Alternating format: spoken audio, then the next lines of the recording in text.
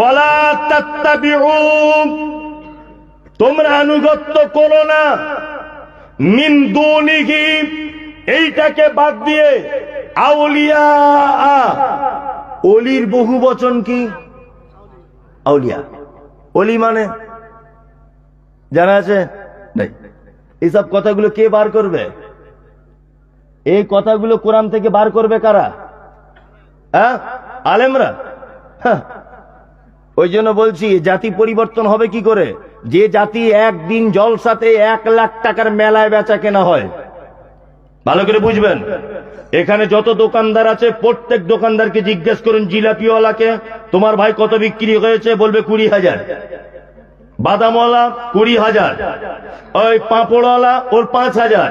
আর এখানে যে বইয়ের দোকানগুলো বসে আছে, কোরআন বিক্রি করছে, কোরআনের বাংলা কোরআন বিক্রি করছে, ওকে গিয়ে জিজ্ঞাসা করুন, ও বলবে মোটামুটি 1300 হয়েছে। যে জাতি বাদামওয়ালা 20 কুইন্টাল বাদাম সেল হয় জলসাতে, একটাও কোরআন বিক্রি হয় না, এই জাতি কিয়ামত পর্যন্ত পরিত্রাণ পাবে না। কথাগুলো বাস্তব বলছি না অবাস্তব বলছি? বাদামওয়ালার 20 কুইন্টাল বাদাম সেল হয়ে গেল, বইওয়ালার একটা কোরআন বিক্রি হলো না। কি বললাম বুঝলেন না? এই জাতি পরিবর্তন হয়। ওই জন্য ভাড়াটিয়া মৌলভী সাহেব এনে 20,000 টাকা দিয়ে বক্তব্য শুনতে হয়, কিছু করার নেই গোলাম হোসেন, কারণ আপনি তো পড়ছেন না। চলুন এবার আল্লাহ তাআলা কি কথা বলছে, ওয়ালা তাত্তাবিউ মিন দুনিহি আউলিয়া, তোমরা আনুগত্য করো না। কাদের? আউলিয়া। অলির বহু বচন কি? আউলিয়া। আল্লাহর অলি বুঝেন তো? আমরা আল্লাহর অলি বলতে কেমন করে বোঝাই বলে দিই একটু, কেমন করে বক্তারা বলে। ও বাবারে, ভাইরা, মায়েরা, বোনেরা, খালারা, তো যে ঘটনা কি? বলছে অমুক আল্লাহর অলি ছিল, বড় বড় তার গোপ, 30 বছর জঙ্গলে ছিল, এত তার পাওয়ার ছিল, ডান পাটা গাছের আগায় এরকম করে বাঁধা থাকতো, জীবনে বিয়ে শাদী করেনি, মারাত্মক বড় আল্লাহর অলি, জীবনে গোপদারি কাটতো না, মাথায় উকুনে ভর্তি, গায়ের গন্ধ। ওয়াজ করে না? ওয়াজ করে। ছি ছি ছি ছি। যে জীবনে গোপ কাটে না, দাড়ি কাটে না, এই আল্লাহর অলি হয়? হ্যাঁ, এসব ওয়াজ করে না? ও বাবারা, আমাদের অমুক অলির এত কারামতি ছিল, জঙ্গলে যাচ্ছিল নৌকায় করে, হঠাৎ করে একটা বাঘ এসে নৌকায় ঝাঁপ দিয়ে দিল। আর আল্লাহর ওলি তখন বলছে, তুই কি আমাকে চিনিস? আমি অমুক মাজারে থাকি। বাঘ তখন বলছে, নমস্কার হুজুর, আসছি। একদম গাঁজা খাওয়া কথা। কি বলছি বুঝতে পারছেন না? একদম গাঁজা খাওয়া কথা। আল্লাহ, একদম মিথ্যা কথা। এগুলো আল্লাহর ওলি? পাক্কা চিটার। দেখি বোঝা যাচ্ছে ওর এরা আল্লাহর ওলি হয়। ওলি মানে কি বন্ধু? ওলি মানে অভিভাবক। অভিভাবক কাকে বলে? অভিভাবক কাকে বলে জানেন তো? শিক্ষিত মানুষ আপনারা। আমি অভিভাবক আমার ছেলের, তাই না? আমার ছেলে অসুখে পড়েছে, ভালো করে বুঝবেন, ডাক্তার দেখানোর দায়িত্ব কার? আমার, তাই না? আমার ছেলে স্কুলে যাবে, ব্যাগ প্রয়োজন, ব্যাগ, কাঁধে যে ব্যাগ নিয়ে যায়, ও কার কাছে চাইবে? আমার কাছে চাইবে। ওর হাত খরচার জলসা শোনার জন্য টাকার দরকার, কার কাছে চাইবে? আমার কাছে চাইবে। ওলি মানে অভিভাবক, তার মানে সন্তানের যত কিছু যাবতীয় চাওয়া পাওয়া বাবার কাছে। আমাদের অভিভাবক কে? কে? আল্লাহ, তাই না? আল্লাহ অভিভাবক। তাহলে যাবতীয় ব্যাপারে চাওয়া পাওয়া যা কিছু আমরা কার কাছে করব? আল্লাহর কাছে করব। আল্লাহ ছাড়া অন্য কোন ওলির কাছে চাওয়া হারাম, শিরক। শুধু শিরক না, পচা শিরক, পচা শিরক। জি জি জি জি, এ কেমন আল্লাহর ওলি? এই আপনাদেরকে এবার একটা কথা বলছি, খুব মনোযোগ দিয়ে শুনুন তো। আচ্ছা, পৃথিবীতে যত নবী রসুল যা কিছু এসেছে, সব থেকে ভালো মানুষকে? মুহাম্মদ সাল্লাল্লাহু আলাইহি ওয়াসাল্লাম। আমার বক্তব্য এতক্ষণ যা শুনেছেন সব ভুলে যান, এই জায়গাটা মনে রাখার জন্য অনুরোধ থাকলো আপনার। এক, মুহাম্মদ সাল্লাল্লাহু আলাইহি ওয়াসাল্লামের পরে স্থান কার? কে? ইয়েস, আবু বকর সিদ্দিক রাদিয়াল্লাহু তাআলা আনহু। বলে দিই আপনাদেরকে, সাহাবীদের ভিতরে সব থেকে দামি সাহাবী 4 জন: আবু বকর, ওমর, উসমান, আলী। আর এই চারজনের ভিতরে আবার উত্তম হযরত আবু বকর সিদ্দিক রাদিয়াল্লাহু তাআলা আনহু। আচ্ছা, আপনাদেরকে আর একটা কথা বলি, সারা পৃথিবীর যত মানুষ আছে, নবীজি বাদ, সারা পৃথিবীতে যত মানুষ আছে, সমস্ত মানুষের ঈমান যদি একটা পাল্লাতে তোলা হয় আর আবু বকরের ঈমান যদি একটা পাল্লাতে করে দেওয়া হয়, আচ্ছা বলুন তো কার ঈমান ভারী হবে? ইয়েস, আবু বকরের। আপনারা তো ভালো জানেন আবু বকরের। এবার আপনাকে আর একটা কথা বলছি। এক, মুহাম্মদ সাল্লাল্লাহু আলাইহি ওয়াসাল্লামের নাম শুনলে কি বলি? বাংলা মানে আল্লাহ তুমি তার উপরে শান্তি বর্ষণ করো। তাহলে নবীজির কাছে দোয়া করলাম না নবীজির জন্য দোয়া আমরা করলাম? কোনটা? দোয়া চাইলাম নবীজির কাছে না আমরা দোয়া করলাম? দোয়া করলাম। দোয়া করছে কে? না এই গ্রামের একজন বাটপার, চোর, গুন্ডা, মোস্তান, হারামখোর, সেই লোকটা আজকে জলসাতে বলছে সাল্লাল্লাহু আলাইহি ওয়াসাল্লাম, হে নবী তোমার উপর আল্লাহর শান্তি বর্ষণ হোক। এটা বলি কি বলি না? বলি। তাহলে একজন চোর বাটপার পর্যন্ত নবীর জন্য দোয়া করছে, তাই তো? দুই, আবু বকরের নাম শুনলে কি বলি? রাদিয়াল্লাহু তাআলা আনহু। বাংলা মানে আল্লাহ তুমি তার উপর রাজি হও, তাই তো? তাহলে আবু বকরের জন্য আমরা দোয়া করলাম না আবু বকরের কাছে কিছু চাইলাম? দোয়া করলাম। ওমর একই, উসমান একই, আব্দুর রহমান ইবনে আউফ একই, সবকিছু রাদিয়াল্লাহু তাআলা আনহু সাহাবীদের ব্যাপারে। এবার আপনাদেরকে বলছি,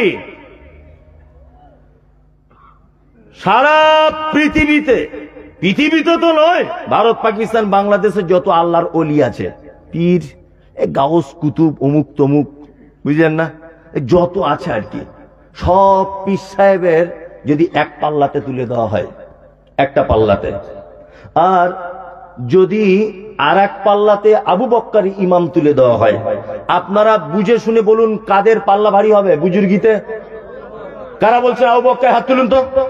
আবু বকর কারা? সবাই আবু বকর। চলুন, তাহলে এবার আপনাদেরকে একটা জিনিস আমি ভুল ভাঙিয়ে দিই। এক, এবারে পীর, গাউস, কুতুব, ওলি, আউলিয়া, আবু বকর, ওমর, উসমান, আলী সবাইকে একটা পাল্লাতে তুলুন, আর এক পাল্লাতে মুহাম্মদ সাল্লাল্লাহু আলাইহি ওয়াসাল্লামকে তুলুন। এবার বলুন কোন পাল্লা ভারী হবে? মুহাম্মদ সাল্লাল্লাহু আলাইহি ওয়াসাল্লামের। তাহলে আল্লাহ নবীর জন্য আমরা দোয়া করেছি না তার কাছে দোয়া চেয়েছি? কোনটা করেছি? তার মানে পৃথিবীর সবথেকে দামি মানুষ মুহাম্মদ সাল্লাল্লাহু আলাইহি ওয়াসাল্লাম, এই লোকটার কাছে যদি কিছু চাওয়ার পারমিশন না থাকে, তা তোমার ওই 4 নম্বর কোয়ালিটির পীর হুজুরের কাছে চাওয়ার পদ্ধতি এলো কোথা থেকে?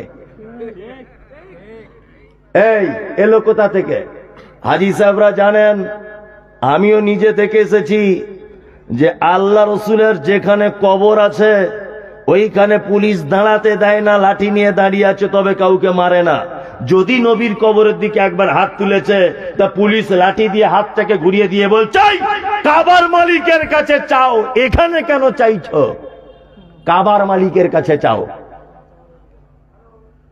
5 লাখ টাকা খরচা করে হাজী সাহেব ওখানে চাওয়ার সুযোগ পেল না। ওই হাজী সাহেব দেখি বাড়ি আসার পরে বলছে কোথায় যাচ্ছ হাজী সাহেব? বলছে আজমির শরীফে যাচ্ছি। আজমির শরীফে গেলে কি হয়? বলছে বিশাল নেকির ব্যাপার, ওলি আল্লাহর কবর রয়েছে। 5 লাখ টাকা খরচা করে নবীর কবর দেখে এলো, জান্নাতুল বাকিতে 10,000 সাহাবীর কবর, ওহুদের ময়দানে 70 জন সাহাবীর কবর, এত কবর ফেলে রেখে এলো। হাজী সাহেবের মন বলল না, বাড়ি এসে আবার আজমিরে যাচ্ছে। ও যদি আজমিরে গিয়ে একবার মাথা ঠুকে দেয় আর যদি হাত তুলে দেয়, ওর হজের 12:30 বেজে গেল। ঠিক বলছি না ভুল বলছি? একদম 12:30 বেজে গেল, বাড়ি আসার আগেই হজ ক্যান্সেল। খুব সাবধানে। আবু বকরের কাছে চাওয়া যায় না, উমরের কাছে চাওয়া যায় না, নবীজির কাছে চাওয়া যায় না। আর এ বলছে আমাদের কাছে এসো, তোমাদের মনে সব বাসনা পূরণ হয়ে যাবে। কত বড় চিটার! আপনার বইয়ের যখন বাচ্চা কাচ্চা হয় না তখন হুজুর বলছে আমাদের দরবারে আসুন, বাচ্চা হয়ে যাবে। 10,000 টাকার তাবিজ দিয়েছে আপনার বইয়ের বাচ্চা হয় না বলে, আর ওর বইয়ের যখন বাচ্চা হয় না তখন প্লেনে করে সেই সিঙ্গাপুরে চলে যাচ্ছে। কি বড় চিটার, বুঝতে পারছেন? এদের থেকে দূরে থাকবেন। আমরা আল্লাহর ওলি যদি বর্ণনায় যদি সব থেকে পৃথিবীর বড় ওলিকে আবু বকর সিদ্দিক রাদিয়াল্লাহু তাআলা আনহু, ওমর ফারুক রাদিয়াল্লাহু তাআলা আনহু, উসমান গনি রাদিয়াল্লাহু তাআলা আনহু, আলী কারামাল্লাহু ওয়াজহু, এই সমস্ত ওলিদের ঘটনা মানুষদের সামনে বলবো। দুনিয়ার এই সব বাটপার চিটার ওলিদের কাহিনী আমরা শুনতে রাজি নয়। কোরআন হাদিসে আবু বকর ওমরের ঘটনা শেষ নাই, অথচ আমরা ওই আমার দাদু কি করেছিল, ওই আমার বাপ কি করেছিল, ওই আমার বড় হুজুর কি করেছিল, ওই আমার মেজো পীর কি করেছিল, তোমার পীর কি করেছিল, এটা শুনে আমার লাভ কি? আবু বকরের কাহিনী শুনলে নেকিও হবে, ঈমানও বাড়বে। ঠিক বলছি না ভুল বলছি? হ্যাঁ, চলুন এবার আপনাদেরকে আমি পৃথিবীর দামি দামি কয়েকটা আল্লাহর ওলিদের ঘটনা বলি, দুনিয়াবি নয়, সহিহ হাদিস এবং কোরআন থেকে মারাত্মক আল্লাহর ওলিদের। এক, পৃথিবীতে 4 শ্রেণীর মানুষ হচ্ছেন আল্লাহর ওলি। কয় শ্রেণীর মানুষ? 4। এক, আনআমাল্লাহু আলাইহিম মিনান নাবিয়্যিন ওয়াস সিদ্দীকিন ওয়াস শুহাদাই ওয়াস সালিহিন। আল্লাহ বলেন সারা পৃথিবীতে যত কোয়ালিটির মানুষ আছে, 4 কোয়ালিটির মানুষকে আমি আল্লাহ সিলেক্ট করে রেখে দিয়েছি। এরা আমার পুরস্কার প্রাপ্ত। 1, নবীগণ; 2, সাহাবীগণ সিদ্দিকগণ; 3, শহীদগণ; 4, সালেহীন সৎ কর্মশীলগণ। কি বললাম বুঝলেন? সৎ কর্মশীলগণ 4। আমি 4 কোয়ালিটি থেকে একটা একটা করে আল্লাহর ওলিদের আপনাদের কাহিনী বলি, দেখুন এর থেকে কত শিক্ষা আছে আমাদের, ইনশাআল্লাহ আমরা শুনবো। 1, প্রথমে বলি মুহাম্মদ সাল্লাল্লাহু আলাইহি ওয়াসাল্লামের। এই সমস্ত ঘটনা আলেম ওলামারা বলবে না। হযরত আবু হুরায়রার নাম শুনেছেন? শুনেছেন? নতুন ইসলাম গ্রহণ করেছে হযরত আবু হুরায়রা। তা আবু হুরায়রা বলছেন আমি আসহাবে সুফফাতে থাকতাম। হাজী সাহেবরা দেখে এসেছেন, আমিও দেখে এসেছি আসহাবে সুফফা কাকে বলে, মানে যেটা রিয়াজুল জান্নাত আর কি। হ্যাঁ, আল্লাহ নবীর কবরকে কি বলা হয়? রওজা বলে না? রওজা, রওজা বলা যাবে না। রওজা তো এই জায়গাটার নাম নয়, জানে না বলে বলে আল্লাহ নবীর রওজা। রওজা কোন জায়গাটা? আম্মাজান আয়েশার হুজরা ঘর আর আল্লাহর নবী নামাজ পড়াতেন মেহরাব, এর মাঝখানের জায়গাটার নাম হচ্ছে রওজাতুম মির রিয়াজিল জান্নাত। কিন্তু আমরা বোকা বাঙালি বুঝি না, হজ করতে গিয়ে বলি নবীজির রওজা। ওই জায়গাটা কবরটার নাম রওজা নয়। আর আম্মাজান আয়েশার হুজরার একেবারে পিছন দিকটা একটা বারান্দা মতো করা আছে, হাজী সাহেবরা দেখে এসেছেন, ওইটার নাম হচ্ছে আসহাবে সুফফা। দেখবেন এতটা উঁচু করে একটা বারান্দা মতো করা আছে, ওটা আসহাবে সুফফা। হযরত আবু হুরায়রা বলছেন আমি নতুন যখন ঈমান আনলাম তখন আমি আসহাবে সুফফাদের কাছে শুয়ে থাকতাম। কেউ যদি কখনো কিছু খাবার টাবার আনতো তাহলে খেতাম, খাবার টাবার না আনলে 2 দিন 3 দিন পর্যন্ত খাওয়া হতো না। হযরত আবু হুরায়রা বলছেন যে একদিন আমার এত খিদা লেগেছে, আল্লাহ রসুলের মেম্বারের পাশে পেটের সঙ্গে এরকম ভাবে পেট লাগিয়ে হাত ধরে চুপচাপ মেরে বসে আছি। মনে মনে ভাবছি এখানে মনে হয় খাবার জুটবে না। পানিটা দেখি, ওই পানিটাই দেন না।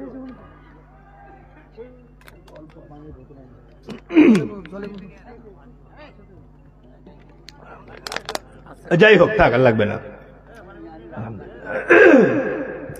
হযরত আবু হুরায়রা বলছেন যে মসজিদের ভিতরে মনে হয় আর খাবার পাবো না, আমি একটু আগে চলে যাই। আগে কোথায়? না, রাস্তার দিকে বার হই।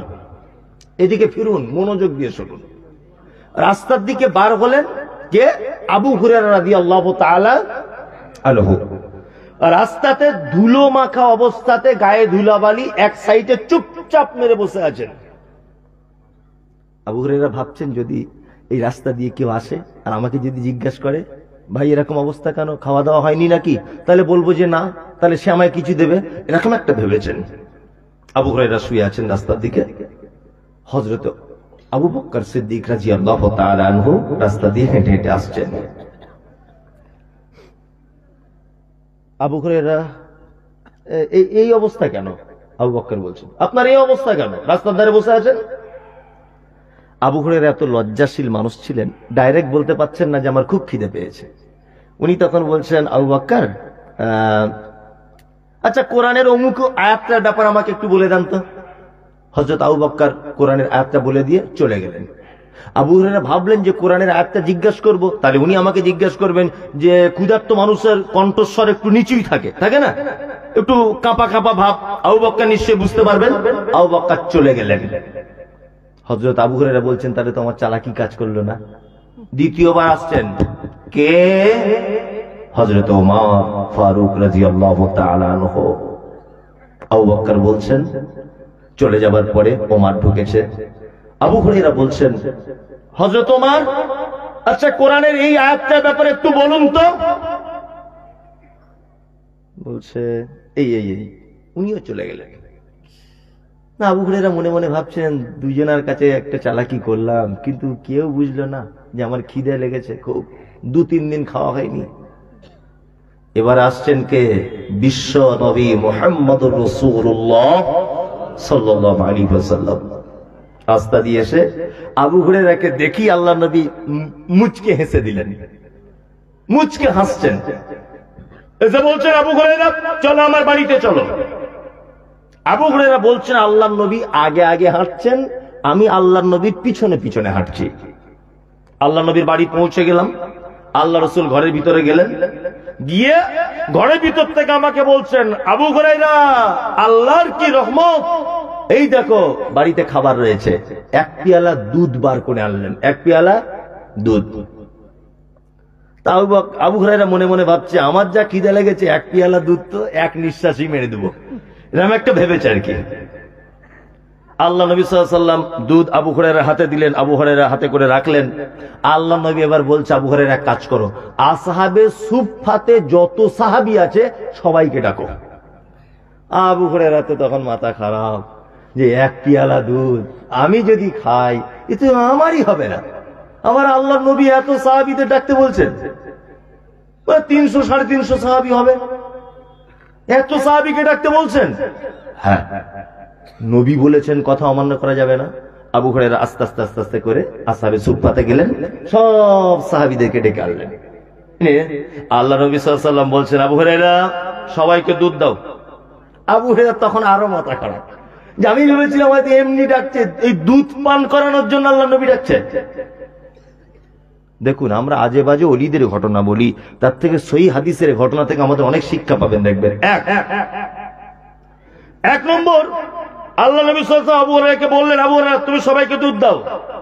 একজন খেলো, 2 জন পান করলো, 3 জন পান করলো, 4 জন পান করলো, 300 থেকে 350 সাহাবী পান করে নিল 1 পেয়ালা দুধ, সবার পেট ভরে গেল। আল্লাহর নবী বলছেন, আবু হুরায়রা তুমি পান করো। আবু হুরায়রা পান করলেন একবার, আল্লাহর নবী বলছেন আবার পান করো। আবু হুরায়রা বলছেন, আল্লাহর নবী আমি আবার পান করলাম। দ্বিতীয়বার আবার পান করলেন। বিশ্ব নবী বলছেন, আবু হুরায়রা তুমি আবার পান করো। আবু হুরায়রা বলছেন যে আমার আর পেটে জায়গা নাই, আল্লাহর নবী আপনি আমাকে আর পান করতে বলবেন না, আমার পেট পরিপূর্ণ হয়ে গেছে। বিশ্ব নবী বলছেন, আবু হুরায়রা রে তুমি তো প্রথমে ধোকায় পড়ে গিয়েছিলে যে 1 পেয়ালা দুধ কেমন করে হবে, এখনো আমি নবী খেতে বাকি আছি, আমার পরিবার খেতে বাকি আছে। আমি বিশ্ব নবী বলছি, আবু হুরায়রা শুনে রেখে দাও, আরো যদি এতজন সাহাবী যদি চলে আসতো, তাও তারা পান করে তৃপ্তি সহকারে আবার ফেরত চলে যেত। দুধ যেমনকার তেমন আছে। হযরত আবু হুরায়রা বলছেন, এই রকম বরকত পৃথিবীতে কোনোদিন আমার চোখে পড়ে নাই।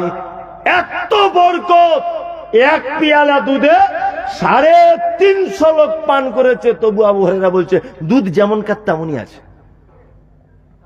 একবার সুবহানাল্লাহ বললেন না? না, এখন আর বলতে হবে না, ও ফেরেশতারা বুঝতে পেরে গেছে আপনি কি চিজ। এত বড় একটা ঘটনা বললাম সহিহ হাদিস থেকে, আপনি একবার মুহাম্মদ সাল্লাল্লাহু আলাইহি ওয়াসাল্লাম তখনকার দিনের নেতা, তাই তো? মুহাম্মদ সাল্লাল্লাহু আলাইহি ওয়াসাল্লাম তখনকার দিনের নেতা, নেতার বাড়িতে 1 পেয়ালা দুধ। আল্লাহর নবী তো ইচ্ছা করলে আবু হুরায়রাকে নিয়েই খেয়ে নিতে পারতেন, পারতেন না। কিন্তু আল্লাহ নবী সাল্লাল্লাহু আলাইহি ওয়াসাল্লাম দেখেছেন আমাকে ভালোবেসে যারা ইসলাম গ্রহণ করেছে তারা খেতে পাবে না আর আমি খেয়ে নেব, এটা কখনো উচিত নয়। এই জন্য তিনি অন্য সাহাবীদেরকেও ডেকে দুধে অংশগ্রহণ করালেন। এটা হচ্ছে নেতার চরিত্র। নেতার চরিত্র কি? মাল সরকারি এলে সবাইকে ভাগ করে দিতে হবে, আমাদের নেতারা যেমন দেয় আর কি, তাই তো। 12 বস্তা গম এসেছে, 4 বস্তা আগেই গঙ্গারামপুরে বিক্রি করে দিয়েছে। এত বড় চিটার আছে না নেই? এখনকার নেতারা মানুষের পায়খানা ঘরের টাকা খাচ্ছে, সরকারি পায়খানা ঘর আসছে, তার থেকেও দেখছি 400-500 টাকা ঝেড়ে দিচ্ছে। আপনাদের এদিকে নয়, আমাদের ওদিকে দেখেছি। না আমি বলবো না আপনাদের দিকে, তাহলে আমার বাড়ি যাওয়া মুশকিল হয়ে যাবে। ওই ভুল কাজ আমি করি। গরিব মানুষের ঘর এসেছে, বলছে 10,000 টাকা লাগবে। কেন ও 10,000 টাকা দিবে কেন? সরকার ওকে ঘর দিয়েছে, বলছে পার্টি ফান্ডের কাজ করবে। মারাত্মক চালাকি। তোমার পার্টি ফান্ডের তোমার গুলি মারি, সরকার টাকা দিচ্ছে, তুমি পার্টি ফান্ড কেন চালাবে? এই চালাকিগুলো করছে কি করছে না? করছে। অথচ মুহাম্মদ সাল্লাল্লাহু আলাইহি ওয়াসাল্লাম মক্কা থেকে যখন মদিনায় এলেন, সর্বপ্রথম উঁচু জায়গাতে দাঁড়িয়ে বক্তব্য রেখেছিলেন এই ভাষাতে, মান তারাকা দাইনানা ও জিয়ান ফালাইয়া। শোনো আজকে মদিনার বিধবারা, শোনো মদিনার এতিমেরা, শোনো মদিনার দুস্থ গরিব মানুষেরা, আমি মুহাম্মদ সাল্লাল্লাহু আলাইহি ওয়াসাল্লাম মদিনার রাষ্ট্র প্রধান হলাম আজকে থেকে। আজকে থেকে বিধবাদের তাদের বাড়ির ঝোলা আমার কাঁধে উঠে গেল। এতিম তোমরা টেনশন করো না, তোমাদের খাদ্যের অভাব আজ থেকে আর থাকবে না। আমি মুহাম্মদ রাসূলুল্লাহ সাল্লাল্লাহু আলাইহি ওয়াসাল্লাম তোমাদের বাড়িতে খাবার পৌঁছে দিয়ে আসবো। এর নাম হচ্ছে নেতা। ওই জন্য আমি এর আগেও বক্তব্য রাখতে গিয়ে বলেছি, আমাদের দুনিয়াবি যে নেতা শব্দ ব্যবহার করা হয়, এ নেতা বলা যাবে না। এই নেতা বলা নিষেধ, কাউকে নেতা বলতে পাবেন না। নেতা হচ্ছে সেই লোক যে তার নীতি কথার উপরে অটুট থাকে, এ হচ্ছে নেতা। যে তার নীতি কথার উপরে অটুট থাকে, সে কে? নেতা। ভোটের আগে ঘুমটা পড়ে এসে বলছে আসসালামু আলাইকুম। ওয়ালাইকুম আসসালাম। মনে হচ্ছে হাজি বুড়ি, মনে হচ্ছে হাজি সাহেব, এরকম মনে হচ্ছে না? বলছে আমাকে এবার ভোট দিয়ে দেখুন, এই রাস্তা একদম হেলিকপ্টার চলবে এমন করে দেবো। যেই ভোটে জিতে গেছে মামুকে আর দেখতেই পাওয়া যায় না, ফোন করলে তো ধরেই না, ওর বাড়ি গেলে সিকিউরিটি ঢুকতে দেয় না। অথচ ভোটের আগে ঠিক এটাই করেছিল। করেছিল না? করেছিল কি করেনি? করেছিল। আমাদের নেতাদের চরিত্র দুই রকমের, ভোটের আগে একরকম, ভোটের পরে আরেক রকম। ওই যে বাংলাদেশে নির্বাচন হচ্ছে, বাংলাদেশে এখন দেখতে পাচ্ছেন না সোশ্যাল মিডিয়াতে, মাহি ভোটে দাঁড়িয়েছে, ঘোমটা দিয়ে মসজিদের ভিতরে দোয়া চাইছে বাচ্চা কোলে নিয়ে। বাংলাদেশের একজন মহিলা। মানে রাজনীতিটা কোথায় পৌঁছেছে বুঝতে পারছেন আপনি? আমি রাজনীতির বক্তা নয় যদিও, কিন্তু বর্তমান মানে পরিস্থিতিতে কথাগুলো বাস্তব না অবাস্তব? বাস্তব। এই দেখুন নেতার চরিত্র কাকে বলে। এবার হযরত আবু বকরের একটা চরিত্র আপনাকে শোনাই। আল্লাহ নবী সাল্লাল্লাহু আলাইহি ওয়াসাল্লাম মারা যাবার পরে খলিফা হয়েছিলেন কে? আবু বকর সিদ্দিক রাদিয়াল্লাহু তাআলা আনহু। প্রত্যেকদিন ফজরের নামাজ পড়তেন। ফজরের নামাজের পরেই হযরতে আবু বকর সিদ্দিক মসজিদ থেকে বাড়ি চলে যেতেন। বাড়িতে নিজের বিবির সঙ্গে কথা বলতেন। ওইখান থেকে চলে যেতেন পাহাড়ি জমিনের দিকে, মাঠের দিকে ঘুরতে ঘুরতে চলে যেতেন। হযরত ওমর ভাবছেন ঘটনা কি? হযরত আবু বকর ফজরের নামাজের পরে একদিনও মসজিদে বসে না কেন? ঘটনা কি? তো হযরত ওমর মনে মনে ভাবছে যে একবার দেখি তো পিছন পিছন গিয়ে ঘটনা কি। তো হযরত ওমর পিছনে পিছনে যাচ্ছেন। হযরত আবু বকর দেখছেন পাহাড়ের ধারে একটা তাঁবু টাঙানো ঘর, সেই ঘরের ভিতরে হযরত আবু বকর সিদ্দিক রাদিয়াল্লাহু তাআলা আনহু তিনি ঢুকছেন। হযরত ওমর বলছেন যে আবু বকর যখন ঢুকলো তখন আমি দেখলাম খালি হাতে ঢুকেছেন। অনেকক্ষণ আমি পাহাড়ের এক কোণাতে বসে আছি যে আবু বকর কোথা থেকে বার হয় একবার দেখব, কোথা থেকে বার হয়। হযরত আবু বকর বার হয়ে চলে গেলেন। হযরত ওমর দেখছে তাঁবুর ভিতরে কি আছে আমি দেখব, নেতা কার নাম দেখুন। হযরত ওমর আস্তে আস্তে আস্তে আস্তে করে তাঁবুটার দরজা খুলে ভিতরে ঢুকলেন। ভিতরে ঢুকে দেখছেন যে একজন বৃদ্ধা মহিলা, দুই চোখে অন্ধ, দেখতে পায় না।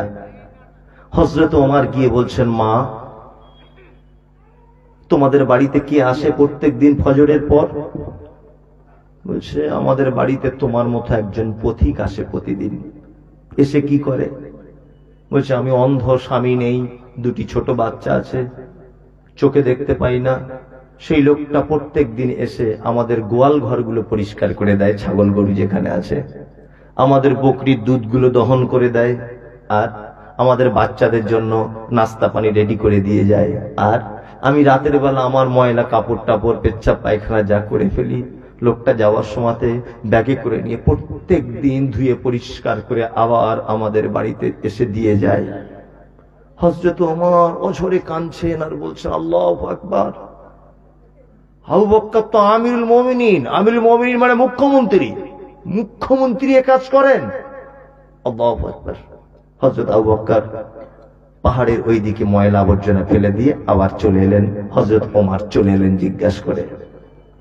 হযরত ওমর ফজরের নামাজ পড়ে একদিন বলছেন, আমিরুল মুমিনিন ভাই আবু বকর, আপনি যে দায়িত্বটা প্রত্যেক দিন একজন বৃদ্ধা নারীর জন্য করেন, তাঁবুর ভিতরে তার পেচ্ছাপ পায়খানা পরিষ্কার করেন, আপনি আপনার পরে যে খলিফা হবে তার জন্য তো এটা করা কঠিন হতে পারে। হযরত আবু বকর সিদ্দিক তখন বলছে, ওমর ভাই শোনো, আমার ক্ষমতা থাকা অবস্থায় একটা মদিনার বৃদ্ধা মহিলা পাহাড়ের পাদদেশে যদি তাঁবুর ভিতরে না খেতে পেয়ে মারা যায়, আর আমাকে যদি আল্লাহ জিজ্ঞাসা করে বলে কিয়ামতের মাঠে, আবু বকর তুমি ছিলে দায়িত্বে, তুমি দায়িত্বই থাকার পরে একটা বৃদ্ধা নারী না খাওয়া অবস্থায় মারা গেল, আমি কিয়ামতের মাঠে হিসাব দিতে পারবো না ওমর। এই জন্য আমি শুধু আল্লাহর ভয়ে প্রত্যেকদিন ফজরের নামাজের পরে ওই অসহায় মহিলাটার দেখভাল করি। এর নাম হচ্ছে নেতা। এর নাম কি? নেতা। আল্লাহ তুমি আমাদের সকলকে সঠিক বোঝা তৌফিক দান করো, আমিন আমিন আমিন। চলুন আল্লাহর ওলিদের আর একটা কথা বলে দিই, বলে তারপরে আবার আলোচনা করে আয়াত থেকে শুরু করছি। এক, খন্দকের যুদ্ধ হয়েছিল, জানা আছে? জানা আছে? খন্দকের আমরা যদি আল্লাহর ওলিদেরই যদি আলোচনা করতে হয়, আমরা হাদিসে যেটা আছে, কোরআনে যেটা আছে, সেই ওলিদের কথা আলোচনা করব, তাই না? জি। খন্দকের যুদ্ধ হলো। খন্দকের যুদ্ধের একটা নিয়ম ছিল যে খন্দকের একটা খাল কাটা হয়েছিল, জানেন তো ইতিহাস? বিশাল এক খাল। কার পরামর্শে কাটা হয়েছিল? সালমান ফারসি বলে একজন সাহাবী, তাই না? আল্লাহ নবী চিন্তা করছিলেন যে আমরা সংখ্যায় কম, খন্দকে যুদ্ধ হবে, আমাদেরকে খুব মার খেতে হবে কারণ আমরা সংখ্যায় কম। তখন সালমান ফারসি বলেছিলেন, আল্লাহ রাসূল একটা চালাকি করলে হয় না? বলছে কি? বলছে আমাদের জায়গা থেকে আর খন্দকের মাঝখানে একটা খাল কেটে দেবো, নিয়ে মুশরিকেরা আমাদের উপর আঘাত করতে এলে খালে নেমে উঠে তবে তো আমাদেরকে আঘাত করবে। ওরা যখন খালে নামবে তখন আমরা উপর থেকে আঘাত করব। চালাকি মারাত্মক, তাই না? এই চালাকিতে খন্দকের যুদ্ধ, ওই খালটা কাটা হচ্ছে আর কি, একদম গাঁইতি দিয়ে সাহাবীরা কাটছেন। সহিহ হাদিসের ঘটনা এটা, সাহাবীরা কাটছেন। পাথরি জমি, তাই না? পাথর গাঁইতি দিয়ে ভাঙছে না। এখন খন্দকের নিয়ম ছিল যে এই খাল কাটা কমপ্লিট না হওয়া পর্যন্ত কেউ বাড়ি যেতে পাবে না, এটা একটা শর্ত ছিল। তা সাহাবীরা গাঁইতি চালাতে চালাতে একটা পাথর, বড় পাথর লেগেছে, কোন সাহাবী ভাঙতে পারছেন না। একজন সাহাবী গিয়ে বলছেন যে আল্লাহ নবীকে একবার ডাকলে হয় না? নবীজি যদি গাঁইতিটা মারেন যে মনে হয় পাথরটা ভেঙে যাবে। আল্লাহ নবী সাল্লাল্লাহু আলাইহি ওয়াসাল্লাম এলেন, গাঁইতিটা তুললেন, আল্লাহর নাম নিলেন, জোরে পাথরে আঘাত করলেন, আর পাথর একদম ধুলোর মতো একদম চৌচির হয়ে গেল সাথে সাথে। জাবের, হযরতে জাবের বলছেন যে আল্লাহ রসুল যখন গাঁইতিটা এইভাবে তুলেছেন, আমি নিজে চোখে দেখেছি আল্লাহ রসুলের পেটে পাথর বাঁধা রয়েছে, আমি নিজে চোখে দেখেছি। মানে আল্লাহ রসুলের 2 দিন 3 দিন খাওয়া হয়নি, না খাওয়া অবস্থাতে আছেন, পেটে পাথর বেঁধেছেন। সহিহ হাদিস এটা। হযরতে জাবেরের মনে খুব কষ্ট হলো। সাহাবীরাও কিন্তু না খেয়ে আছেন, কিন্তু নবী না খেয়ে আছেন এটা মানতে পারছেন না সাহাবীরা। হযরত জাবের আল্লাহর নবীর কাছে গেলেন, গিয়ে বলছেন, আল্লাহর নবী, আপনি যদি আমাকে একটু বাড়ি যাবার অনুমতি দেন তাহলে খুব ভালো হয়। আল্লাহ রাসূল বলছেন, জাবের তুমি যাও, বাড়িতে যাও। জাবের তাড়াতাড়ি করে ছুটে ছুটে বাড়ি চলে গেল। বাড়িতে গিয়ে বিবিকে ডেকে বলছে, আশ্চর্য ঘটনা, আমি নিজে চোখে দেখলাম আল্লাহর নবী পেটে পাথর বেঁধে আছে, আমার আর সহ্য হলো না, বাড়িতে কিছু আছে? জাবেরের স্ত্রী বলছেন, বাড়িতে তেমন কিছু নেই, ছোট্ট একটা বকরির বাচ্চা আছে, যদি আপনি বলেন তাহলে এটা জবাই করে দেব। এক কাজ করুন, আপনি আল্লাহ রাসূলকে ডেকে আনুন। হযরতে জাবের বললেন যে এক কাজ করো, বকরিটা জবাই করে দিই, তুমি রান্না বান্না করো। জাবেরের স্ত্রী বকরির গোশত রান্না বান্না করছেন আর রুটি তৈরি করছেন। জাবের ছুটে ছুটে আবার এলেন খন্দকে। ঘটনাটা শুনুন। খন্দকে আসার পরে আল্লাহ নবীকে কানে কানে ডেকে বলছেন, আল্লাহ নবী, আমি আপনাকে আমার বাড়িতে দাওয়াত দিচ্ছি, আপনার এই কঠিন অবস্থা আমার সহ্য হলো না, আপনি দয়া করে চলুন আমার বাড়িতে, 2 পিস রুটি একটু মাংস খেয়ে আসবেন, তাহলে খুব ভালো হয়। আল্লাহ নবী সাল্লাল্লাহু আলাইহি ওয়াসাল্লাম বলছেন, জাবের তোমার দাওয়াত কবুল করলাম, চলো। জাবের বাড়ি চলে যাচ্ছে। আল্লাহ নবী সাল্লাল্লাহু আলাইহি ওয়াসাল্লাম, জাবের বললেন, আল্লাহ রাসূল আপনি যাবেন আর সাথে 2-3 জন সাহাবীকে নেবেন। এই কথাটা বলার পরই আল্লাহ রাসূল এলান করে দিলেন, এই খন্দকের সাহাবীরা, পরিখা খনন করা বন্ধ করো, খাল কাটা বন্ধ করো, জাবের বাড়িতে দাওয়াত করেছে। জাবের বলছে, আল্লাহ রাসূল আপনি করছেন কি? মাত্র তো 2 কেজি 2.5 কেজি বকরি, আর আপনি এই 1000 লোক ছিল। সাহাবী কত ছিল হাদিসে এসেছে? 1000। আপনি তো সর্বনাশ করে দিলেন আল্লাহ রাসূল। তখন আল্লাহ রাসূল জাবেরকে ডেকে বলছেন, জাবের ভয় পাচ্ছ কেন? তুমি বাড়ি চলে যাও, তুমি শুধু তোমার স্ত্রীকে একটা কথা বলবে, মাংস যে চুলার উপরে রাখা থাকবে মাংসটা যেন না নামিয়ে ফেলে। 2, তোমার স্ত্রী যে তাওয়াতে রুটি সেঁকছে তাওয়াটা যেন চুলো থেকে নামিয়ে না নেয়। আমি যাচ্ছি, তোমার স্ত্রীকে গিয়ে বলো। হযরত জাবের বাড়ি চলে এলেন, এসে আল্লাহ রাসূলের ঘটনা বললেন যে আল্লাহ রাসূলকে আমি দাওয়াত দিতে গেলাম, ঘটনা উল্টো হয়ে গেল। আল্লাহ রাসূল 1000 সাহাবীকে আবার নিয়ে আসছেন সাথে করে। কি বিপদে পড়লাম, মান সম্মানের ব্যাপার। তখন জাবেরের স্ত্রী কত আল্লাহওয়ালি দেখুন। জাবেরের স্ত্রী বলছেন, আল্লাহর নবীকে কি আপনি বলেছেন যে একটা বকরি বাচ্চা আর 2-3 জনের রুটি হওয়ার মতো আটা? বলছে, হ্যাঁ আল্লাহ রাসূলকে বলেছি। বলছে, আল্লাহ রাসূল এর পরেও, শোনার পরেও যখন 1000 সাহাবীকে দাওয়াত দিয়েছেন, তাহলে আল্লাহ এবং তার রাসূল ভালো জানেন, তুমি ভালো জানো না। কেমন ঈমান বুঝতে পারছেন বউদের? আল্লাহ রাসূল চলে এলেন। আল্লাহ রাসূল বিসমিল্লাহ বললেন, বিসমিল্লাহ বলে ঢাকনা খুললেন। আর জাবেরকে বলছেন, জাবের 10 জন করে সাহাবী তুমি ঘরের ভিতরে ঢোকাও। 10 জন করে, 10 জন করে ঢোকানো হচ্ছে, রুটি গোস্ত খেতে দেওয়া হচ্ছে। জাবের বলছে, আবার 10 জন ঢুকলো, তাদেরও খেতে দেওয়া হলো। আবার 10 জন ঢুকলো, তাদেরকেও দেওয়া হলো। আবার 10 জন, তাদেরকে দেওয়া হলো। এইভাবে 1000 সাহাবী খেয়ে নিলেন।